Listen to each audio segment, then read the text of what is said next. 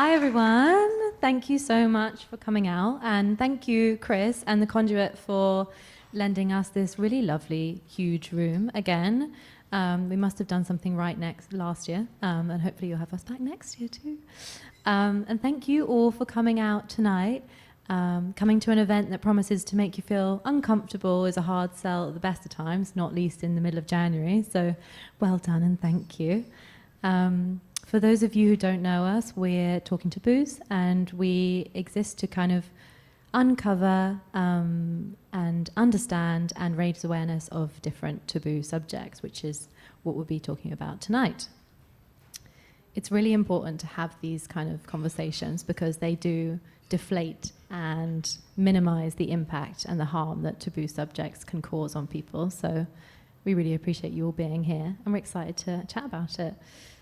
Last year was fantastic. It was really exciting. We had our first ever Today's Taboos launch, and then our full run of events, which I think some of the people in the room came to. So we were, blown away by people actually turning up to talk about these uncomfortable subjects.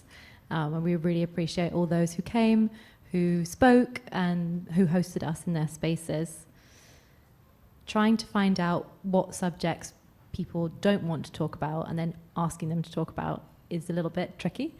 So it's something to be proud of, I think, for all of us at the charity that we managed to make that happen. And it's people like you guys who come out who inspire us to do this. And it wouldn't be possible without you because we'd be talking to ourselves, so thank you. Before we start talking about the taboos this evening, I just wanted to share a little bit of information to keep us all safe and happy. We all know that taboo topics need to be brought out into the open and have conversations about them in a safe and supportive way. But we're really mindful that there will be lots of different people here with different lived experience of the taboos in this year's report that we're going to be touching on. So we wanted to let you know in advance what they're going to be. So the topics we're going to be touching on are body identity and anti-fat bias, suicidal thoughts, non-recent child sexual abuse, and stigma and abuse faced by parents of children with SEN or special educational needs. So if you need to step away from the room at any point, please feel free. And our lovely colleague and friend Caroline is here. Caroline, wave. And she's going to keep an eye on if anyone needs any extra support and help you out the room and into a quiet space. And I heard that she's got this really cool toy with her, which hasn't shown me yet, but I think apparently it's really cool. Yeah, show me later. So, plan for this evening, it's 2 for 1 on panels. We're going to have, first up, these fantastic women will be revealing the taboos that we found this year. You might have already seen them flicking through, but we'll tell you a little bit how it got there. Out of all of the taboos that we could, why those? And then our second channel, we'll have a little bit of musical chairs, and amazing Benji will be joining us. We did also have lovely Yancy, but she's not feeling very well, so I will hopefully bring a few of her points forward because they were fantastic, and I'm sure she'll be at some of our other events this year. We're really excited to have Benji here. And then we'll have a Q&A. So, for your first panel, I've got Kat Jennings, who is the director of Talking Taboos, and Louise, who is the chair of trustees at Talking Taboos. Hi both. Can you give me a little introduction to yourselves? Yeah, great. So my name's Kat. My pronouns are she, her. I'm the director of the Talking Taboos Foundation and also a researcher, and I was very involved in the research that we'll be talking about this evening. In terms of a visual description of myself, I am a average height woman with blonde shoulder length hair with lots of grey highlights in it, and I'm wearing my favourite colour of navy shirt, jeans, and a pair of colourful shoes. Hi, I'm Louise. I'm a researcher in my day job as well, and I'm the chair of trustees of Talking Taboos. In terms of visual description, I prepared for this, but it's still really hard to describe yourself in a way that feels comfortable. Middle-aged, brown hair, no greys because I coloured my hair in preparation for tonight. Few wrinkles to betray the middle-agedness because I haven't had Botox in a while. And as for my weight, I'm just not even going to go there. That's me. I forgot to do mine as well. I'm white. I've got like boob length. I don't know, like mid-length, long hair, blonde hair. I'm wearing pretty much all black with blue socks. Okay, so Louise, we're really excited to introduce everybody to our new chair of trustees. Tell us a little bit about why you came on board and also why this room is kind of important to why you came on board. Well, I work a lot in health-related issues in my day job, whether it's physical or mental health topics, and I talk to people about those, and so I'm aware through that of how much can go unsaid. I came to last year's event and was really stimulated by that and triggered and reflected afterwards about how learning about any given taboo and figuring out how to talk about any given taboo can unlock a fresh level of kind of a new level of comfort and understanding in how to approach loads of different taboos. And in my personal life over the past few years, I've been wrestling with one particular taboo that I've got quite deep lived experience of. And then I've been on the sort of receiving end, a participant in conversations about another couple of taboos that were covered tonight. And so across all of that, I've been thinking about how can I better equip myself and how can I kind of work to support others to have those uncomfortable conversations. And I'm really interested in where there's intersections across all the different taboos that we cover and how we can kind of learn across those intersections and better equip ourselves in general. And we're so excited to have you on board, and also your input and insights to the report have been amazing. Did anything surprise you about what we found? Yeah, I mean, I was really surprised, and we'll dig into the methodology in just a second. I won't go into that right now myself. Kat will touch on that. But I was really surprised when we got into the process of identifying our taboos, long listing them, short listing them, determining which to cover, just how prevalent the taboos that we're going to cover tonight are. But then the gap between that prevalence and our awareness of how prevalent those are, and then the gap again to how comfortable we are talking about them. And that kind of speaks to the very nature of these taboos, that we experience many of them, but we don't know how to talk about them. We don't feel comfortable to talk about them. We don't necessarily know how to respond when others bring them up. And then there's shame and fear and stigma that circle all of that. So just the very nature of the widespread aspect of them, and then the kind of down the funnel to how little we talk about them and how uncomfortable we are to talk about them.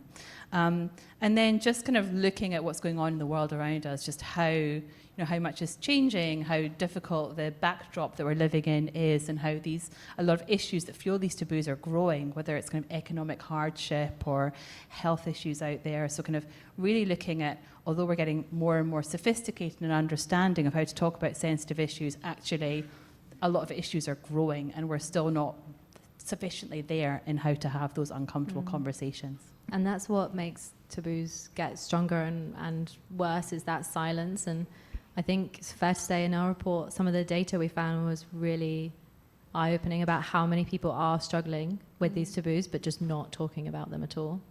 Yeah, so in the detailed report, which will be published on our website tonight, you'll get to see the kind of data around each of these individual taboos, but across all the taboos, 4 in 10 people have been personally affected by at least one of these taboos, and 6 in 10 people have been personally affected or know someone who has been affected by these taboos. So we can get a sense of like how much, even looking at 4 topics, we are talking about things that affect a broad range of people within the UK. Touching on Louise's point about the uncomfortability and the lack of conversations, in spite of that widespread experience of these taboos, of none of the taboos, more than 1 in 5 people have had a significant conversation about these topics in the last 5 years, in the last 12 months. So we're seeing that gap between the experiences but not backed up by significant conversations. And we know that one of the barriers to that is around comfortability of those conversations.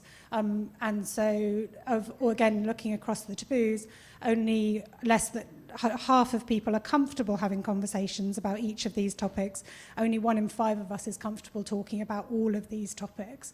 And so that's why events like we run, and the purpose of the charity, is about getting people more comfortable talking about them, so that people who are affected and experience these taboos, or are close to people who are experiencing these taboos, aren't so isolated and don't experience them alone as we know they do at the moment.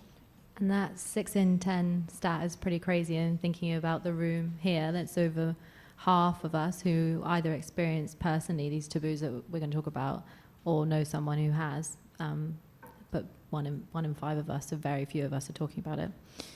Well, let's get into what the taboos are. You will have seen them around the room already, so it's not really that much of a surprise. But the 4 that we found that need most urgent attention this year are, it'd be helpful if the whole one came up now, but what was it? Silent suicidal thoughts, surviving child sex abuse, body bias, and shamed sen parenting. So, how did we find them? As I said, it's pretty hard to find out what people aren't talking about, but also kind of want to have conversations about. And we changed our methodology a little bit this year from last year. Actually, kind of, we wanted to change it anyway, but it was a couple of questions that we had in the Q&A here who really spurred us on. So Q&As do matter, so do ask questions. Kat, can you tell us a little bit about what we did differently this year? Yeah, so I think we're a small charity at the moment, but we're definitely growing, and we're growing in the approaches that we use to this piece of work that we will do on an annual basis. In terms of what we added this year, we wanted to make sure that we were speaking at discovering these taboos to people who are working with communities or in spaces where these taboos were emerging. And so we added expert interviews to our methodology with a particular focus of people working in health inequalities and with marginalised and racialised communities, and working in more activism for inclusivity roles. And that was really important for us in making sure that we were understanding and exploring taboos through that intersectional lens that we've spoken about. And then we also added public opinion polling to our method as well, so that we could understand the size, scale, and the comfortability of these conversations. And then the final change that we made was that once we had our 4 taboos, we worked with charities working in each of these spaces. We're not a taboo specialist. We are a taboo generalist charity rather than a taboo specialist charity.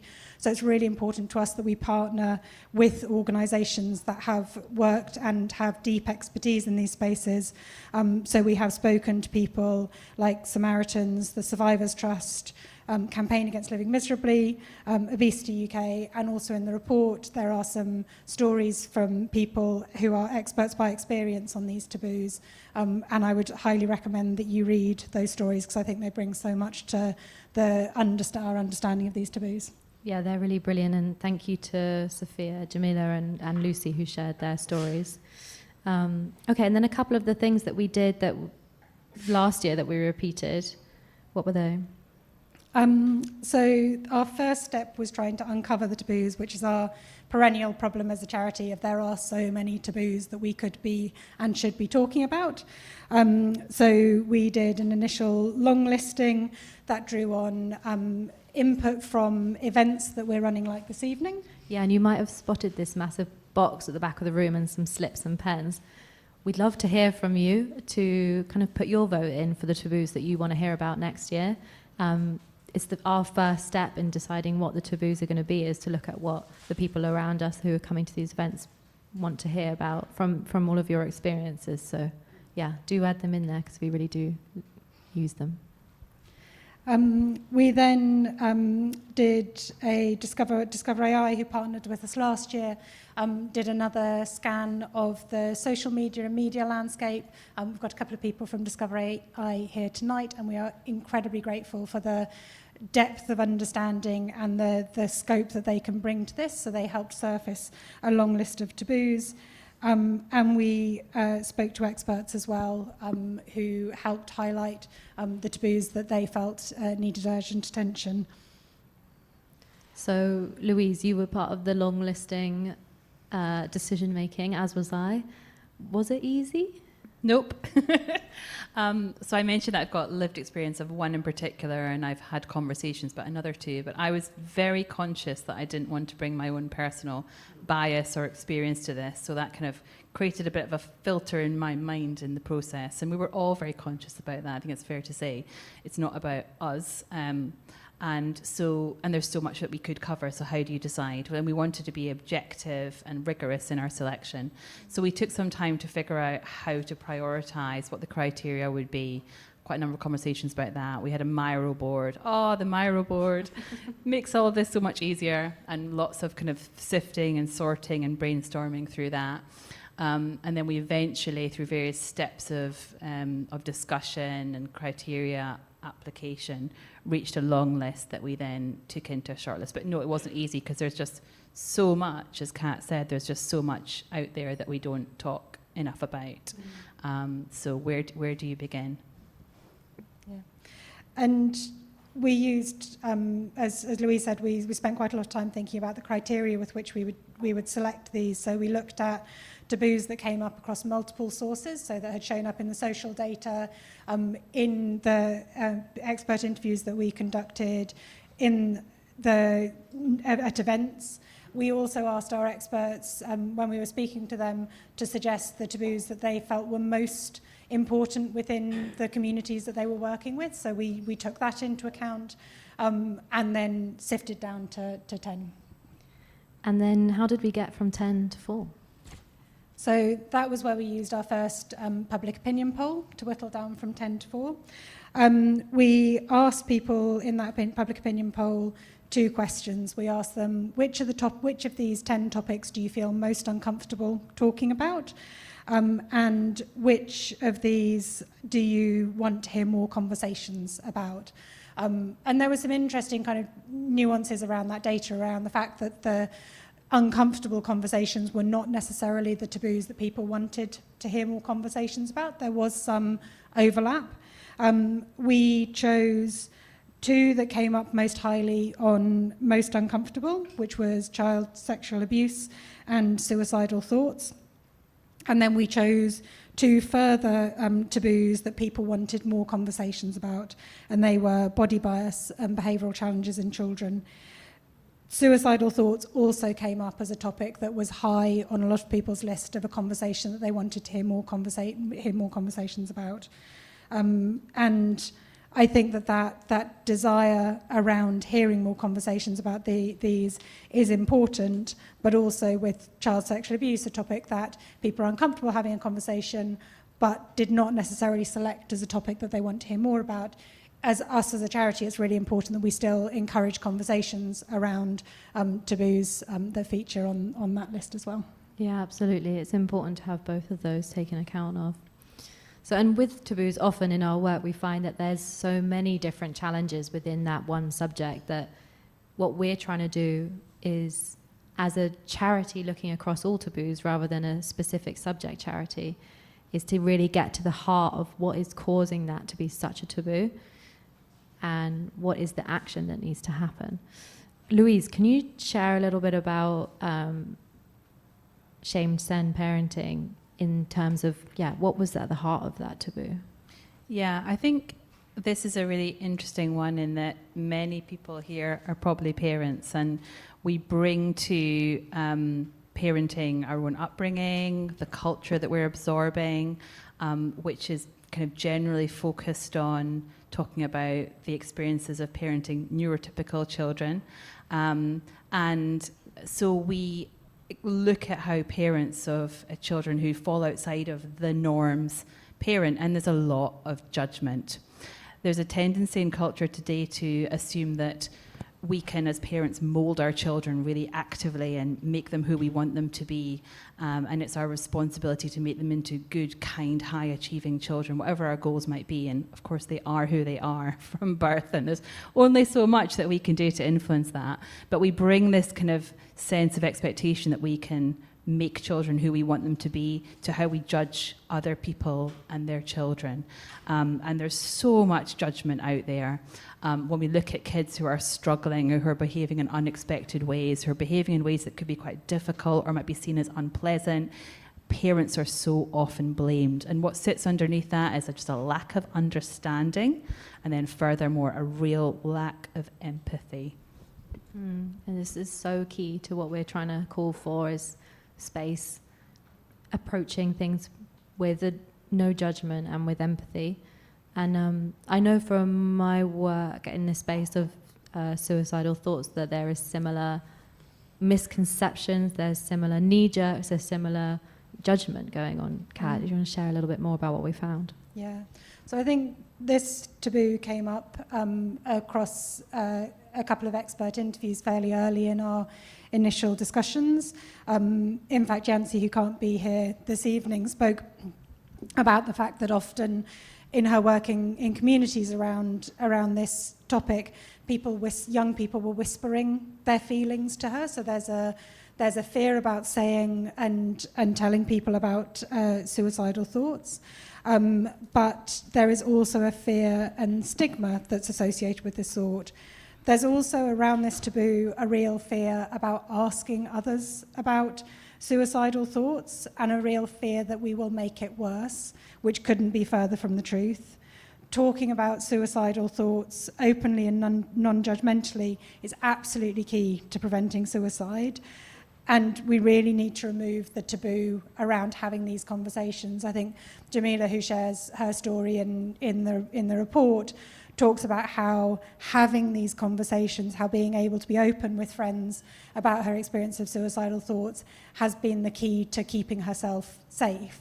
And if you don't have someone to turn to, if we don't receive it with an openness and a non-judgment, we are putting people at greater risk. And we know that from our polling data that 1 in 5 people have experienced suicidal thoughts in the last 5 years, but only 1 in 3 of us feel comfortable being part of a conversation about suicidal thoughts.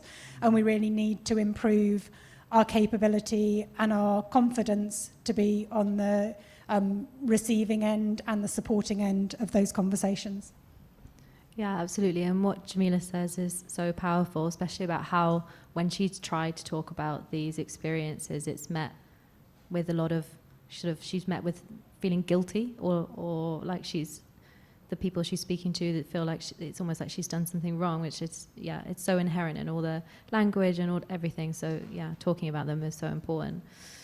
But on the flip side, we have body bias, which there's so much conversation in the media, social media especially, about bodies.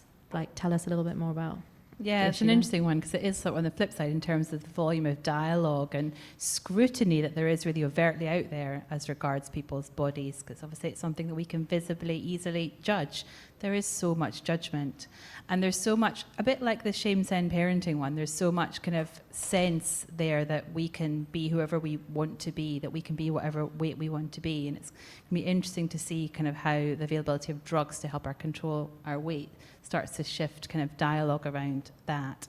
But this is really about kind of that application of judgment and norms and criticism of people who fall outside of what's seen as being desirable or healthy, feasible even is. And it's really then about that sort of complex and competing set of cultural forces that infiltrate our relationships with our bodies and create those body size taboos.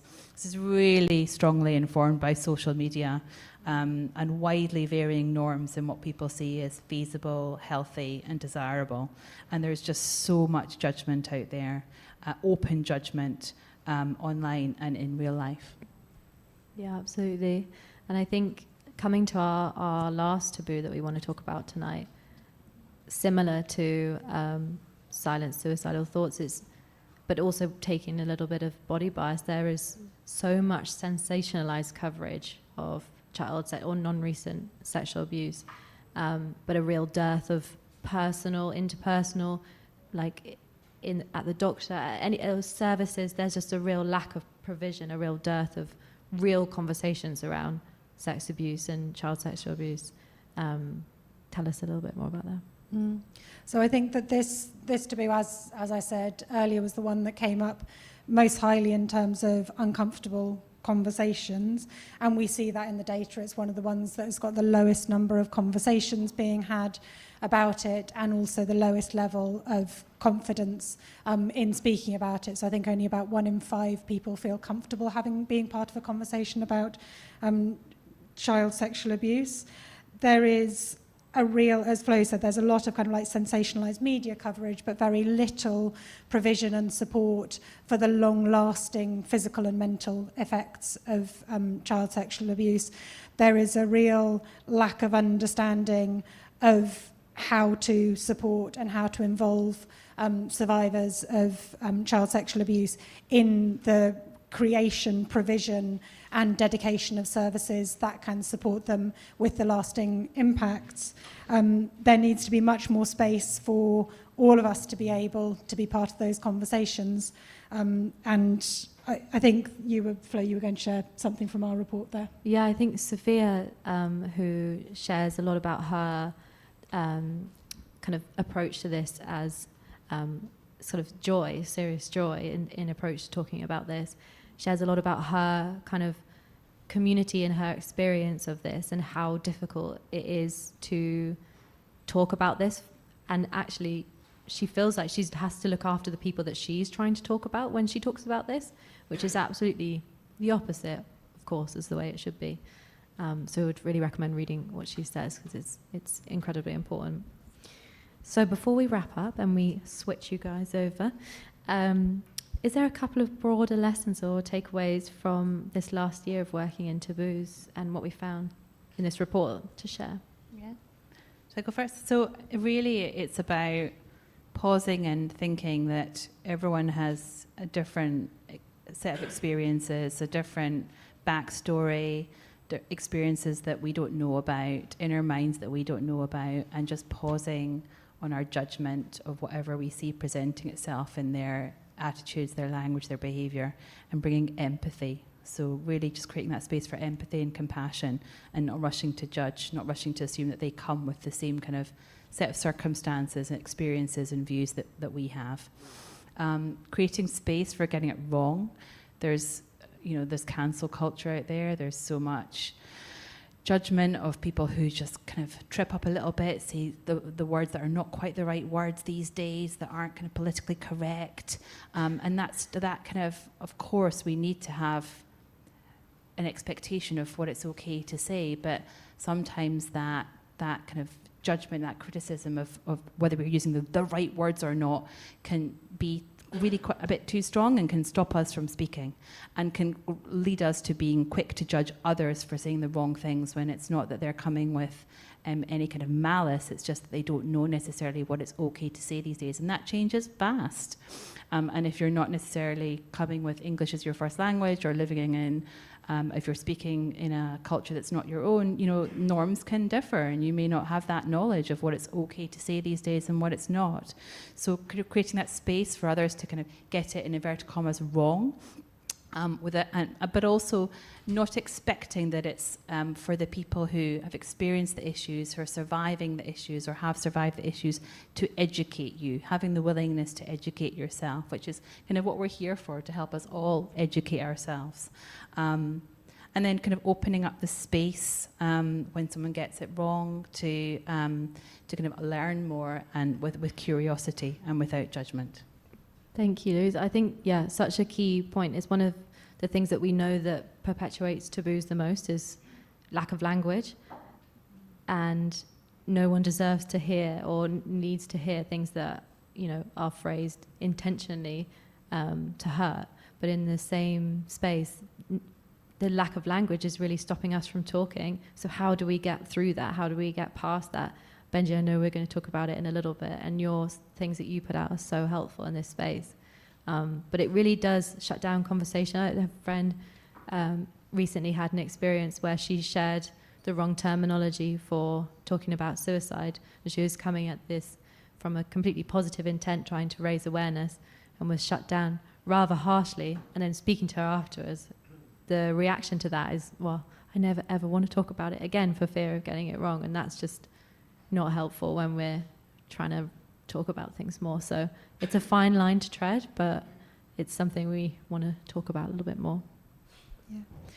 I think building on that, one of the things that we've included in our report at the end is a set of resources that not only about providing support for people who are experiencing these taboos, but also for us and in general to better understand and better equip ourselves with knowledge around it. So I would encourage everyone to try to self-educate around these topics, to try to better equip ourselves. There are loads of really good resources out there across all of these topics. The more we learn, the more we speak about them, the better we get, and making mistakes is part of that. But that's why we talk about being comfortably uncomfortable. Exactly. It needs to be safe, but a little bit uncomfortable. Exactly. Guys, you've been amazing. Thank you so much. Thank you.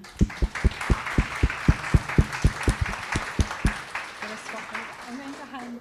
Sorry, Benji. It's like a torch.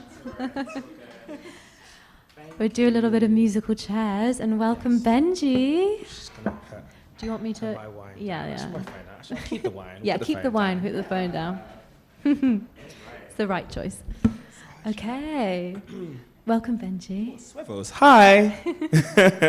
Hello. Thanks for joining us. Thank you for having me. So Benji was at our most recent event on the panel talking about shameful sex, which was fantastic. A couple of wines then as well. I did. I Yeah. love a good wine. All better conversation, I think. Exactly. Yeah. And you've also been referenced in our report many times, an embarrassing amount of times we've quoted you, because you're so fantastic. So thank you for joining. Would you mind introducing yourself to everyone? Yes. Hi, my name is Benji. Pronouns are he, him. I am an inclusion and well-being consultant, author and content creator. So you may have seen my face on your FYP, maybe. If not, at Benjacuzzi, follow me. But yeah, Shameless. my mission is to equip and empower people to make a positive difference. So I do that via HR consultancy. I do that by making TikToks in my bedroom, by doing a bit of writing, doing a bit of speaking. And yeah, that's me. Visual description, I am black, bald, like 5'11", man, masculine presenting, and I'm wearing a black vest shirt. It's a shirt, but it's only got one button, so it's a bit scandalous. And some fabulous gold and black trousers and some black shiny boots. That's me. I was going to say at the beginning, it sounds like your Hinge profile. So Which is also live. Follow me there. I'm not joking. Well, you'll see why. You'll see why if you go and look at it, not that profile, the other profile, you'll see why we're so aligned in the work that we're wanting to do here. So, tell me a little bit about your reflections on the report. What first came to your mind? What kind of sparked for you? I think it wasn't a surprise to me at all that body size bias was on there. I think one of the things about getting older, so I'm turning 30 this year, and one of the things about getting older is that things come back again. And I remember, I was a teenager during like the early 2000s when Finspo was a thing, Tumblr, and anorexia on the catwalk, and none of those things went away, but you felt as if, like, as society, we kind of decided that actually that's not okay to promote, and we acknowledged how unhealthy body restricted body standards are, and we were having conversations about disordered eating and that sort of thing, and I kind of, I guess, naively thought that was it, progress, right? And now it's coming back again. Some trends just shouldn't be coming back. They shouldn't, but Skinny jeans also apparently coming back. So. Right. Listen, and I was a skinny jeans queen, so I don't know if I can pull it off now, so please don't bring that back. But it's really disheartening. It's really, really disheartening to see, but I'm really, really glad that it's in the report and that you're talking about it, because it's becoming so much more socially acceptable to have prejudices about people's bodies and body sizes and body types today, like more than ever. Totally. For sure. And then I think the other thing that I wanted to ask you a little bit about was, in our report we found that silent suicidal thoughts was really prevalent with men. Yeah. And I know that's something in your work that you've been kind of working on and thinking about. Yeah, definitely. That was also something that I wasn't surprised about. As part of what I do, I'm really passionate about creating safe spaces where people can feel psychologically safe and free to express themselves, how they wish. And within those spaces, I am definitely hearing, particularly from, I guess, because of my lived experience myself, like from men, right, talking about how they don't feel safe to express themselves. And as somebody who not only exists at an intersection, being a man who is black and queer, but also explores intersections as part of my work, right, does advocacy work across intersections. There are so many intersectional experiences of mental health struggles that we just don't talk about enough. I know it's such a shame that Yancey's not with us, because I know that she has so much experience working in this space and like mirrors what you were saying, and even then some, because she's working in so many different cultures, religions, like in such a different type mix of identities. And I just wanted to bring up a few things that she was going to share, which was really about how that is so important. Culture, intersectionality, it's vital, because these taboos exist, but they are emphasized. The pain is on another level when kind of those aren't taken into account.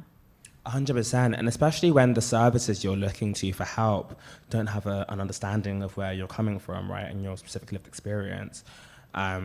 Speaking for myself, I am Ghanaian by ethnicity, and in my culture and in many similar cultures, there are strong gender norms when it comes to masculinity, right? And being a man is about being like the man of the house and being strong and not showing weakness. And I know that's like prevalent across lots of cultures, but I'm talking about my own personal experience and hearing from other people who are similar to me and come from similar cultures. And there are so many norms that from the outside seem a bit strange, seem a bit weird. Why don't you just talk about it? Or why don't you just reject that? Or why don't you just... And it's like, hearing people say that clear from a position of just like ignorance can just feel really invalidating. And we need more services that are informed by either lived experience or like education. Yeah, right? Absolutely. Louise, I was going to come to you on this point as well. Yancy, and Sophia, actually, both of them in the report really call for specialized, tailored services, because they can make the problem so much worse. And I know that was something you wanted to share around that, like gaslighting almost of this. Yeah, it's a really difficult thing that I hear parents of kids with special educational needs talking about, which is because a lot of their challenges might live behind closed doors. You might have children who mask in school, which is where they try to present as neurotypical, and the stress of that builds up. And they get home and then it all kind of explodes because they've been trying to cope in an environment day to day that's not suited to them. And the number of parents that then have challenges where they're just disbelieved, the issues that they're experiencing in the home are disbelieved, and they're gaslit as a result. They're kind of they're told this, your child's coping fine, and I can't believe that they're doing that, and everything's okay. If the child seems to be coping, it doesn't mean that they actually are coping. And then worse, that parents in that situation can then be blamed as if they're sort of making it up and scare and like trying to wangle the system to get additional resources. And that's where there's some terrible stuff in the media that kind of paints the picture of an increase in diagnoses as being pushy parents trying to get the best for their children. And it's just obvious that the rise in diagnoses, obvious to me anyway, is not about people just thinking it's trendy to get a diagnosis of dyslexia or ADHD. There's all sorts of reasons that are genuine that those diagnoses are on the rise, but it's quite easy to kind of point the finger and say, we don't really believe it because we don't see it. And that kind of gaslighting can just make the difficulty of managing all the taboos that surround that issue and managing the parenting experience infinitely harder, because the judgment of that is really kind of painful, and then you're not getting the support that you need and that your child needs, and they're just being fundamentally let down by the system. Well, I think it's really interesting to hear you both talk about kind of the services point, because it did come out really strongly as one of the things that need to be changed to help taboos, especially these taboos, lessen. And what we really wanted to do in this second part of the panel was hear, you've kind of presented you with the problems and the taboos, but also just to talk a little bit about what needs to change and what we want to see change and what we can do about it, so you don't go away so disheartened and you've got some things to do, some homework. Go and look at Benji's channel. So yeah, what are the kind of things that you want to see change? What would help life, be better for people experiencing these taboos? You go first, and then I'll jump in. I want us, well, to be honest, I'm kind of stealing your point, but like, I think I really resonated with what you were saying about not judging people who don't necessarily know what the like quote unquote correct thing is to say. And I want to go beyond that and say that I think we need to just suspend judgment, period, or at least try to when we're having these difficult conversations. I'm going to use body size bias as an example. There are so many conversations that are happening right now around medication that people are using to assist with weight loss, like Ozempic, right? That's the most popular one, or the most like prevalent one people are talking about. And I think it's totally fine for you to have your own like opinions and perspectives, but just realize that there are definitely people in your life who you know very well, not so well, you work with, who are considering, right, or thinking about, potentially like looking into, that sort of thing, or they are having experiences which, are meaning that they are facing certain prejudices, or, they have a relationship to the topic, right? And we need to be really, really careful, therefore, about how we talk about these things to make sure we're not excluding people who may need our support, right? And may need us to be a safe space for them. And as much as possible, you're entitled to your opinion, but what I always say is that, this is kind of maybe my position, but at the same time, I believe that everybody who is, as part of this conversation deserves empathy, care, and compassion, and especially those that I care about, right? Because I know people in my personal life who have come to me and been like, I don't tell anybody in our wider circle, but I know that, you won't judge me, and I'm thinking about doing this, or I'm going through that, right? And having that lifeline is just so, so important, so that person doesn't feel like they don't have anything to turn to, and then they go down a rabbit hole, and then kind of their issues get worse. Yeah, I think really at the moment we're kind of encouraged to be one polarized opinion or the other, but bring back being on the fence, or just like talking about holding two different thoughts in your head. We can all do it. Okay, and then I know that you wanted to share a little bit around information and where we're getting our information from, and I feel like this is such an important point to bring up now, especially when we're talking about these. Yes, definitely. I think it's also just, really, really important to make sure that we're being very critical about, our sources, and that we are not, letting, we're kind of questioning our biases, right? And being self-critical about where the information we're getting is kind of coming from, what it's informed by as well. Especially on social media, so many of these conversations are so polarizing, right? Intentionally so, that's what feeds the algorithm. So let's try our best to be critical, but also let's try our best to be continually staying informed. I'm definitely a proponent of that, and that's why I make the content that I do, because I believe that education is a journey. We all should be continually self-educating, and knowledge is power, right? And with knowledge, and with the power that knowledge provides, we can make a real huge difference, right? Just even by being able to have these conversations, right? Increasing capacity to talk. Definitely, and I know, talking about social media, I know that Yancy was going to reflect a little bit about the recent news around the kind of taking away moderation from, Meta's taking away their moderation services and things like that. And it's such an interesting point because, there's spaces online where community has been found, and that's really helpful for taboos to find people to talk about. And if there aren't any in your current circle, you can find them somewhere else. How do we feel about this? Louise, I know that there's something you wanted to talk about in terms of this lack of change in moderation on social media and how that can be a problem. Yeah, I mean, I think it's really coming back to the point about recognizing there's a lot of misinformation out there, and there's a lot of sources out there that might functionally help us, might educate us, but how do they make us feel? And in the context of parenting issues, there's some really kind of good resources out there that I can be confident are well informed and support me, but then they give me a picture of what is aspirational or achievable and what I should be doing. And the emotional impact of that isn't that helpful, even though functionally the information is. And it was only in speaking to one of my therapists that I realized that actually some of these resources I need to manage quite carefully. And she said to me, this is making you feel really guilty. This is not, maybe you need to sort of put this stuff to one side.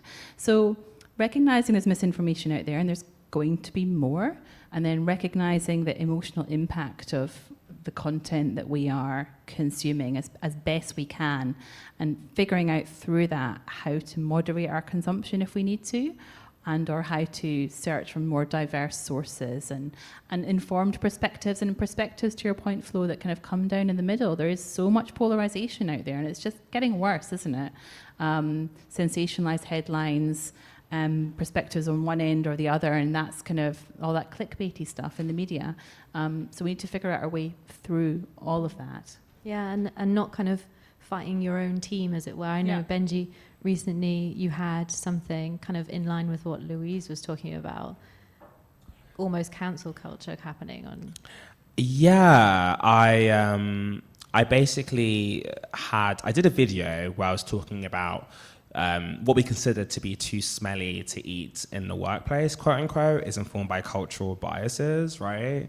And I use an example of, like, you know, you might be like, oh, your stew is too smelly, but if I was to cook a ton of bacon, you'd be like, oh, nice, and it's like, and I was basically like, you know, it's not necessarily about the fact that, like, it should be a free-for-all in the office or in workplaces, but let's just be considerate and kind of how we potentially might be like excluding other people, right, with our judgments on like food smells. And I had a few comments from people saying that I was being ableist because they have sensory needs, which means that they can't be around certain smells, and I was being exclusionary of their lived experience. And I sat with that. I'll be so transparent and say that, like, when I get criticisms like that, it does bruise my ego a bit because of what I do. Do you know what I mean? And what I stand for, right? I'm like, oh my gosh. And I'm just being honest, like, I'm a human being. But I sat with it and I reflected, and I was like, no, I'm right. I'm correct. And not only am I correct, I think it's really important for me to do a follow-up where I assert that. And do you know why? Because I really feel like it goes against the interests of inclusion and equity if people feel that they can center their own lived experience to the point where they're being exclusionary of other people. The post that I made was not exclusionary. I was just making a point, right? You could have maybe been like, oh, hey, by the way, I have this experience, and so we need to accommodate that also, right? But to like silence what I said, to use your lived experience to silence what I said, it's like not okay. And so yeah, I did another post, in response.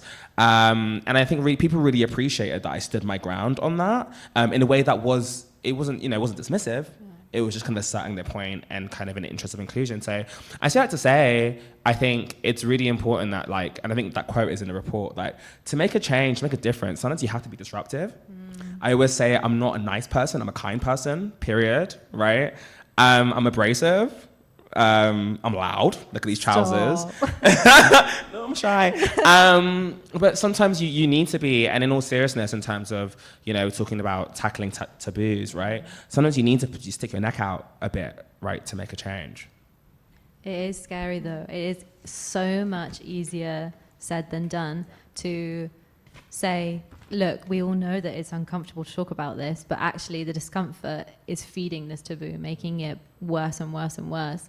But it's so much easier said than done just to say, go and talk about it. So I don't know. It is something that we need to do. And especially if you're a person who's coming from a place where you aren't going to face the same penalty for talking about things that others might. It's even more important for you to be talking about these things.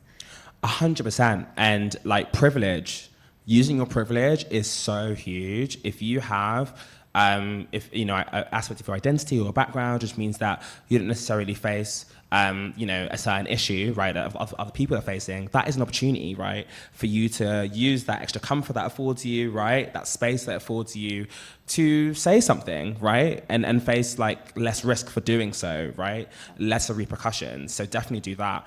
But also what you mentioned about it being easier than done, 100%. But you know what helps? Knowing you're not alone, right? When I hit like send on that post, I was pregnant. I can't lie.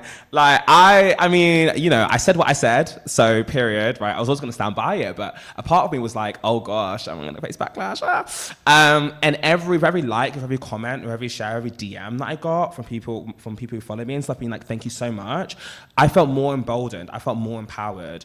And we can recreate that feeling amongst ourselves, right? Community support is so huge, it's so massive, and it's a solution to the problems that we are facing in society today, right? It's so much easier to fix these things when we are standing together. That sounds so corny, but it's true.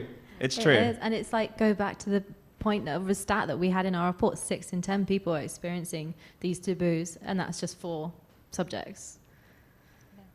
Yeah. And I just think we're so quick to, just building what Benji was saying, we're so quick to kind of apply our own experience and our perspective to the content that we see on social media and troll people and say negative things and just sort of put ourselves into what they're saying and what they've experienced.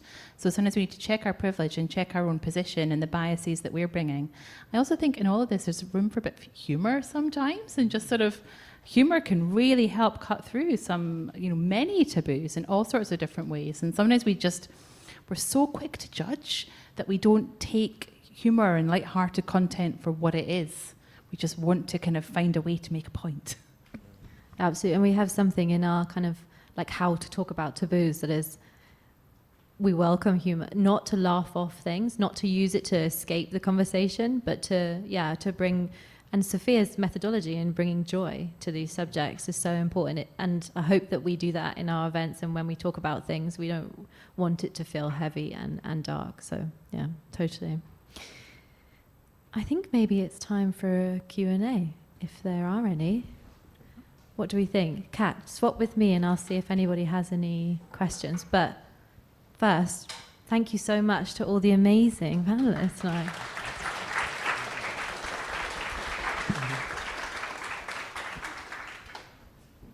All right.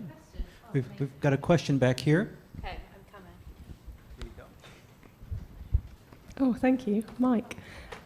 Firstly, thank you so much. It's been super interesting. It's the first time I've been to one of these events. My name's Emma, and this is maybe quite a hard question to answer and a bit of a sweeping question, but it's what I was thinking about, I think, as I was listening to you all talk. And it's about kind of, I guess, balancing protecting people who have experienced some of these difficult subjects that we're talking about. I'm especially thinking about child sexual abuse, while also opening up the conversation and kind of broadening the discussion like we've all been talking about.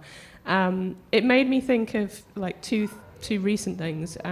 Myself and my colleague here are working with rape crisis at the moment, and we literally had a session today where someone who works in one of their local centres shared with us that they kind of very quietly brand their service, they almost hide the branding of their service so that people feel comfortable to walk through the door, and so that members of the community almost don't know it's there. And it also made me think of an example that I heard about in the press this week about Scotland legalising safe use drug rooms, which also are being kind of hidden in communities so that people who live down the road don't know they're there. So I guess my question is how do we balance kind of protecting and safeguarding people while also opening up the conversation and reducing the kind of taboos around some of these subject matters? Thanks, Emma. Great question. And I think one that we've come across a lot in our work on taboos and developing services for taboos I think that one of the key things is that it's really important, and it's in one of our How to Talk About Taboos principle, is the right to respect people's privacy, and that while these topics are taboo, we shouldn't be expecting people who are living with the taboos to be having to feel exposed in accessing services or to feel vulnerable in finding that support. So I think that's absolutely, there are lots of spaces where taboo services are being provided in a respectable way that gives people dignity and gives them a safe space to find the right support for them. I think also in the conversations, particularly around something like child sexual abuse, it's important not to expect anyone to share more than they feel comfortable with. The purpose of becoming better at talking about taboos is not so that we can all spend loads of time going into personal details and talking about these topics. It's about the empathy and non-judgment around them. I do think that, and one of the things that one of the experts spoke to about around some of the challenges around privacy and services, not necessarily in the topics you're talking about, but this was particularly related to products related to anal health, were that if there's not much conversation and people are buying products, they could very well be treating the wrong problem. Or not getting the healthcare that they need because there becomes a service or a product that feeds off the tabooness of the product. So I think it's a really fine line between never expecting anyone who has experienced a taboo to have to relive that or to not have access to a safe and taboo-informed and trauma-informed space, but also over time making sure that we are all, that healthcare professionals, that people working in offices, in communities, that we are all better at having these conversations so that we can provide the space for people to explore and understand their experiences. Yeah, and I just think to build on that quickly, many taboos will have specific considerations around the kinds of ways that we might best navigate discussions around them, but the reason we exist is because we can learn from principles around talking about any given taboo and apply that to many others. So the more we can equip ourselves to have uncomfortable conversations, to get more comfortable with those, the better any of us can navigate being the recipient of a conversation about something very, very difficult, like child sex abuse, without even necessarily always having to be going around to talk about that issue.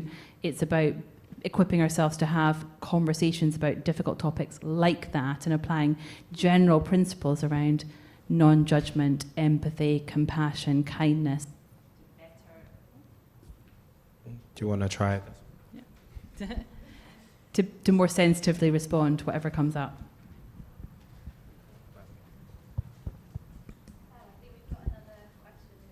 Yeah, hi.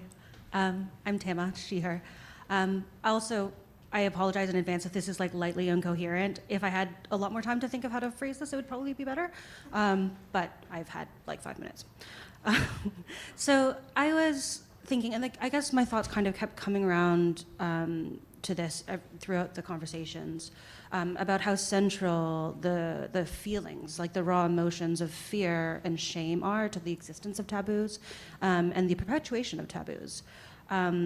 And how, to a certain extent, and this is, by the way, not a roast on all of us in the room, but to a certain extent, we're all preaching to the choir here, right? Because the type of person who would come to this kind of event is the type of person who's, at least somewhat at home with the feeling of discomfort and working through the feeling of fear, working through the feeling of shame, and being really willing to sit with that and be reflexive. So kind of when we're talking about, breaking down taboos, the kind of crux of the issue lies with the people who aren't doing that and who don't want to do that, or who would have, so much difficulty with that. So I'm wondering kind of what your thoughts are on that, because I think that there's so many reasons, right, why someone might not want to be confronting taboos. Maybe because it doesn't feel safe for them, normativity is safe, and kind of pushing against that can feel very scary or very, maybe they'd have to kind of confront their own feelings of shame about certain things. Maybe there's cultural norms, as you had kind of alluded to earlier. So there's a billion reasons why people might not be kind of willing to engage with this. But when we're talking about the perpetuation of taboos, kind of that's one of the big hurdles, right? So yeah, I just wanted to kind of get your thoughts on, you know, how does this outreach go further, right, than the circle of people who are already wanting to talk about these things? Thank you. Oh, sorry. I was just going to say your point is probably similar to what Louise's point last year. She made that it's something that we talk about all the time because as you say, everybody who comes is coming because they're up for it. So how do we make it go further? And it's something we think about all the time. So thank you for prompting it again. I'll be quick, but I think for me, it's about modeling vulnerability. And I think that all of us in this room can, go off and become, role models of vulnerability, right? Because when you are vulnerable, you allow people the opportunity to then feel like they can be vulnerable too. And you spoke about shame, and, the opposite of shame is pride, right? And so the best way to kind of drown out shame is to try and encourage people to be proud, more proud. And you can start yourself, right? So if you are comfortable with talking about taboo topics, whether it's these ones or other ones, obviously being sensitive to who's around you and, make sure it's a safe space and, you'll be considerate, but try your best to be proactive about how you talk about these things, right? And show that not only you're comfortable having such conversations, but also you are very comfortable engaging with other people's, experiences with these topics, right? And so that's what I would say. I would say, like, be a role model of vulnerability. Yeah. I would also challenge ourselves to think about whether or not we are always talking as much as we may be behind and fully bought into it. But I'll share one experience from one of last year's taboos and one from this year's. We've just been doing a project with Bowel Babe on bowel taboos, and one of our taboos from last year's was unruly bowels, and I have ulcerative colitis. And I realised this week, I've been having a really tough time for the last month, and I've not told anyone who I'm working with that I'm struggling. And we're doing a project on it, and we're looking at conversation, trying to encourage people to have conversations about their poo, and I've forgotten to do it. So it is possible to do it. And the same with suicidal thoughts. This was a number of years ago, but a friend who was struggling with back pain, struggling with sleeplessness, struggling with childhood trauma and lots of things that made her more vulnerable.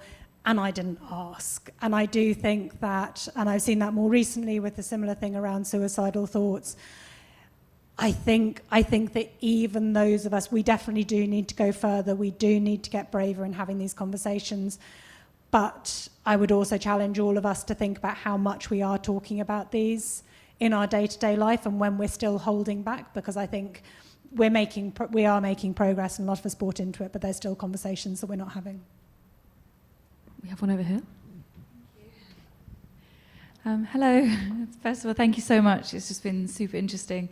My name is Amanda. I'm a social researcher and campaign strategist, and a lot of the work I do is in narrative change. So I was really interested listening to you about and thinking about the title "Talking Taboos," around how much of this is about encouraging kind of small group and individual interaction versus and I'm sure you've probably thought about this, but the power of storytelling and cultural narratives to kind of seed some of this change that we're looking for in kind of bringing some of these taboos into the light, and thinking particularly about how these ideas and taboos are dealt with in popular culture and the media and music, TV, film, particularly in I think it's really interesting when you see not only how an individual tells their story, but how other people react or don't react to it, and how sometimes that can also enable taboos to be brought into the light. Sometimes thinking about how, I was watching a sitcom the other day where, all of the gay characters in the caste, while that was once considered a taboo, it's not now anymore in society considered a taboo. And they talked about the making of that show and how they wanted none of the characters in that world to actually react to anyone's sexuality. So yeah, I wondered like how much of your, I'm excited to see the report, and I wondered how much of that is going to kind of talk about how we can kind of scale up, I guess, the impact of these insights. I think it's all of that. I think there's a real power in that narrative change, those bigger picture kind of pieces that help us shift how we talk about and think about taboos. But it's also the little everyday things, just as Kat was describing, and the ripple effects of those. And I go back to that point that Flo was making about somebody who felt kind of shut down from talking about suicide because they said what was deemed to be the wrong thing. Think about what could have happened if they had felt empowered and comfortable to keep talking about it.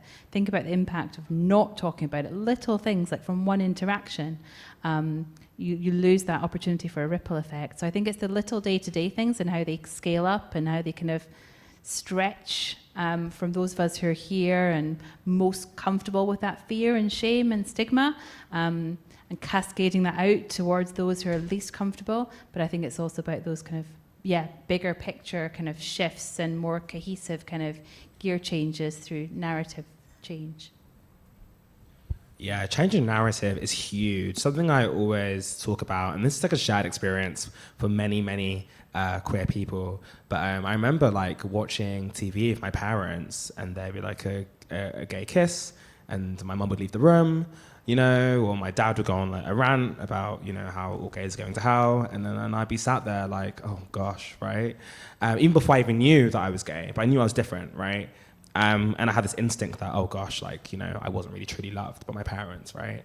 But then fast forward, I was at an evening event, and I may have had a few wines, and someone came up to me in the bathroom and they were like, oh, are you Benji from social media? And I was like, yeah, I am. And they were like, oh my gosh, like, you have made me feel so proud to be black and gay. And that literally touched me. I was crying in the bathroom. Maybe it was the wine, maybe it wasn't. But like, I say that to say that I think having positive representation and positive narratives is so, so important. And we really indicate how we feel about things in really subtle ways that we don't necessarily think about, you know? So how you react to celebrities, right? And stories in the press and how you talk about them. People are listening, right? How you talk about reality TV and the stories that happen on there, like, you know, who you think is the villain, who you think is the hero of the story, right? All these things are kind of be informed by biases. We need to be checking ourselves, right? What are we putting out there? Is it affirming an oppressive narrative, or is it challenging the status quo? All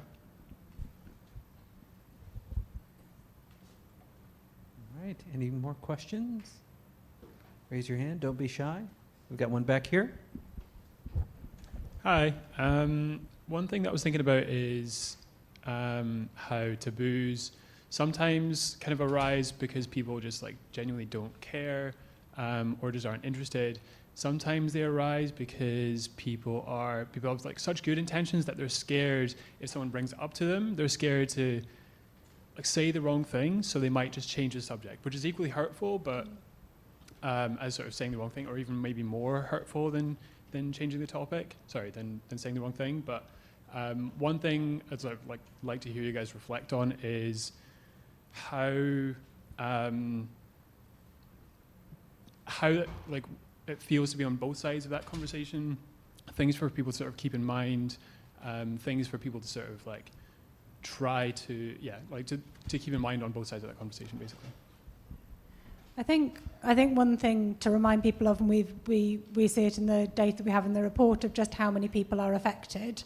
And so I think often some of these topics are dismissed as being quite niche or quite small, kind of, and that's used as a powerful way to kind of say, oh, it's not that important that I learn about it because it's not that big. And actually, when we look at the intersectionality of taboos and the experiences, there's a big hidden part of taboos. And so equipping ourselves and understanding it better is more important, because people that we know and care about are affected by these, even if we don't know.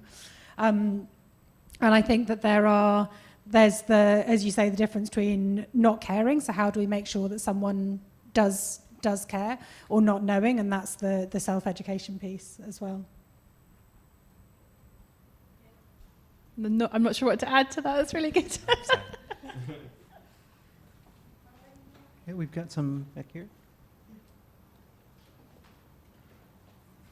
Oh, I've got one right here. Sure.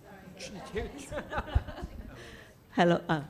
Hi, my name is Claudia. I'm a psychotherapist, so I'm very interested in most of these subjects, and I work very closely with a lot of them. I've been working the past 15 years with gender-based violence survivors. So, but my point is, I arrived a bit late, so I'm not sure if you've spoken about it at the beginning. But I was just curious to know what's going to happen with this report, in the sense of, it's really important to have those conversations. I think more than anything, the importance of breaking taboos is also creating a community around to speak, because taboos isolate, and what we need to break isolation is actually to create community. So I was just curious if this report gets somehow sent to any, place, or any that would actually motivate or create the conversations, or the even education, right? Schools, hospitals, all those points that you mentioned. The doctors need to be more aware of those issues and so on. Yeah. Thank you. It's a great point, and I think that something that we as a small charity and as a charity that focuses on different taboos each year, one of the key things that we do with this report is we then run an event around each of those taboos, in which we bring together different perspectives, and we go into each taboo in much more depth. We bring to life experiences, expertise. We are also trying to get more kind of coverage of the report this year, and trying to get it more kind of publicised and out there, so that people are aware of the work that we're doing. And then also through the work that we do, either as Talking Taboos or as Common Collective, which is the trading arm of Talking Taboos, and we work on projects. We're trying to kind of find ways of partnering with other organisations that are working in these spaces. So we have done projects on suicide prevention. We're doing a project at the moment with Babe. So we try to kind of like further our work through those places. We would love to have more opportunity for influence, for more kind of championing and working with communities to make sure that survivors also have their experiences heard. But we're still quite a small charity, so hopefully, but come to our events next year, in this year, and with the events, and be part of those conversations, because I think those events are much more kind of open and deep dive discussions into the particular taboos. So this is really just the beginning of the work this year, but just to add, like, we're open to suggestions. As a small charity, there's a limit to our resources. There's so much more that we could do than we're able to do at the moment, but very open to any connections, ideas, creative thoughts that you have around how we might expand our reach as we deep dive into each of these taboos. Got another question over here. Yeah, hi. I've been to all your events, they're great, thanks. I was just wondering if there's anything in the report around like a gender split in talking about things, and whether like some genders find it more difficult than others, because looking around the room, like, don't want to assume anyone's gender or anything, but it seems to be like quite, unbalanced. So I was just wondering if like that's something that's come up. Yeah, so I think there definitely were some differences in gender in the data, and certainly around said to be like body bias. But I think one of the things that we really want to work on as a charity is make sure that these conversations aren't exclusive to particular genders, and also that we don't apply assumptions or stereotypes to taboos as to who is affected. For example, with the suicidal thoughts, there are different barriers and different experiences that different genders may face around it, but in terms of experience of those thoughts, it's actually it's experienced across genders. So I think that there may well be more of an openness towards kind of having the conversations, a more kind of like interest in terms of attending these types of events. But I think often the kind of balance across genders in terms of experience of the taboos is definitely there. And just to kind of second that, I think that is really what intersectionality is actually about. It's not necessarily about, pitting different experiences against each other, right? Or saying one is worse, or it's just different, right? So when we're thinking about the intersection of, silent suicidal thoughts and, women, right? There are certain barriers and certain experiences, certain issues. It's a specific conversation, right?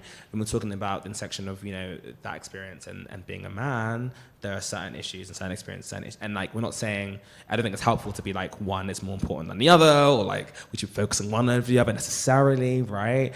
It's about understanding that actually those are very specific conversations that kind of need to happen equally.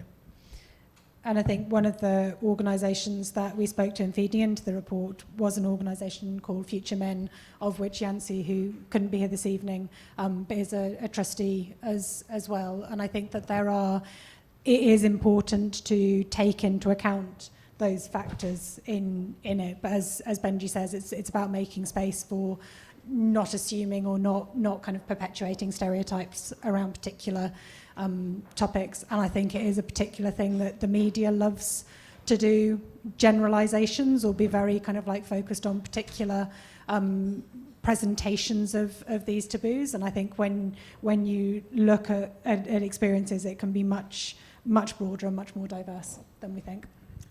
So just a final little bit on that, it's a bugbear of mine. I hate the fact that, like, in the media, a lot of people only talk about men's mental health when it's in response to women talking about their mental health or issues they're going through. It's such a bugbear of mine because it does such a disservice, right, to the issues that, men do go through when it comes to mental health and well-being. So yeah, it shouldn't be a tit for tat.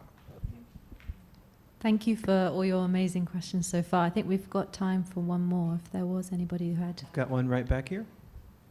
Hello, thank you very much for a fascinating conversation this evening. I'm also a researcher, and over the years have researched gender-based violence and spoken to survivors many times about bringing to life their experiences.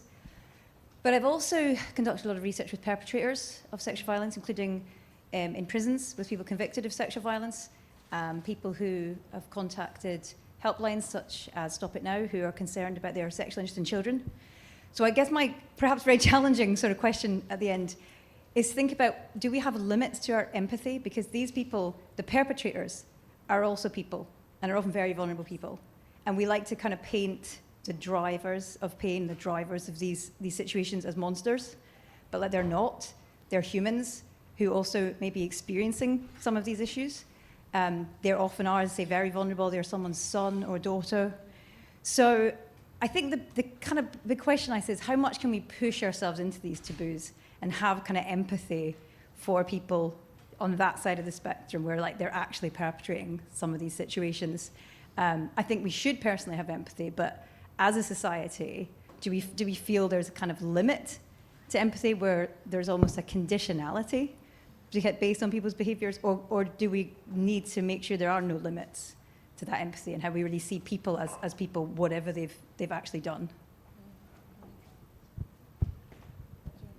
I'm just wondering if there's something in your book that kind of might provide an angle on that, thinking about kindness. And the best I can sort of think of as a response to that brilliant question is, I go back across a lot of this to the fact that to many difficult topics, we come with a set of assumptions that people who do difficult things, who do unpleasant things, who do things that are outside of the norm of socially acceptable behaviour are bad. And we don't think about the backstories that they have, the experiences that they have now or in the past, the issues that they're dealing with. And that limits our scope for empathy because, to your point, people who perpetrate some terrible crimes, why have they got there? Well, they've probably got there because they've had a very complex and difficult upbringing and set of circumstances. So I'm not sure this answers your question, but I think there is something around pausing and recognizing that we don't know people's backstories. We don't know what's going on inside their minds. We don't know the circumstances that have brought them to where they are. And having just some sense check around that. Yeah. So my book, Hope This Helps, How to Be Kind to Yourself and Others, might help you with this topic. But yeah, do you know what? I'm going to use like an analogy off the top of my head, right? It's a kind of a bit like, who's seen Wicked? We seen Wicked? Yeah? Loved it. Give Cynthia Erivo all the things. All the things. But that whole story is about like, are people, is anyone born but evil, right? And we delve into the backstory of the Wicked Witch, and and the whole idea is that she was conditioned to be that way, right? And that movie is amazing, and the story is amazing. But contextually, we are ready to receive that story because we've heard about Dorothy, right? We know the story of Dorothy, right? There's been so many iterations of that movie, and everyone knows her about her lived experience and what she went through in XYZ. And I'm saying that to say, I think it's really important to recognize that everyone is a human being. We're all products of how we were raised and the things that we've been through. And that means that ultimately we can be put in a position where we do harm others, right? Either unintentionally or intentionally, because, we just, that's just kind of where we're at that point, right?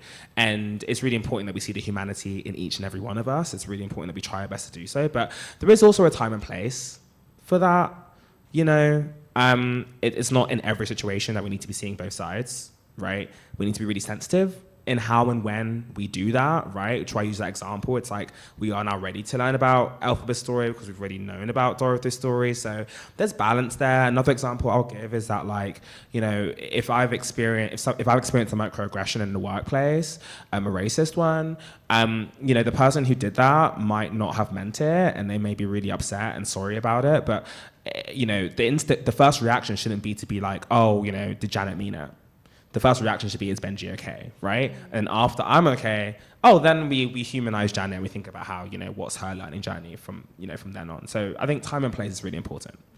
Yeah, I think absolutely right. And I think that similar to your point about kind of pitting narratives against each other, of we need to create safe spaces for conversations about taboos that are, that have a real focus. And it's one of the things that we've found a lot in our work, is that finding the right focus for a taboo that we are working on, making space for that, making space for people with lived experience of that to share their experiences. There certainly are taboos that are related to harmful behaviours that may well come up in future years. I think for the taboo that we're talking about this year, it's very much focused on surviving child sexual abuse, and it's from the taboo that we're focusing on is more about the services and support for survivors of child sexual abuse. But I totally take on board your point and the need for us to understand and be more aware of these taboos as a society, so that we can be more preventative and more proactive in the support, so that less people face harm that's caused by the taboos. So there are taboos in multiple ways related to that, but for this year we're focusing on the experience of surviving child sexual abuse. Well, I just wanted to say sorry, I'm in the wrong side of the room. I just wanted to say thank you so much to all your questions. They're really, really interesting and always give us such great food for thought about how we can learn and grow. But I also want to say thank you so much to our amazing panel who've answered all of those with such amazing grace and insight and talked through all of these difficult topics. So round of applause, please.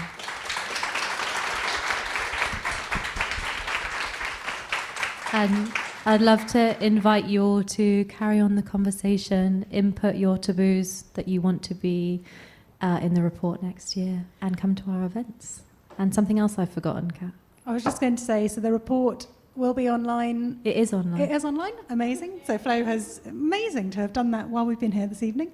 So please go and read the report. It's got lots of information, data, resources in there. And she sadly wasn't able to be here this evening. She's done her back in. But Amanda, who's our amazing designer and has made, I mean, we are so lucky to have her work on this, on the report and more broadly with the charity. She's just incredible. So please dive in and read the beautiful and rich in content report.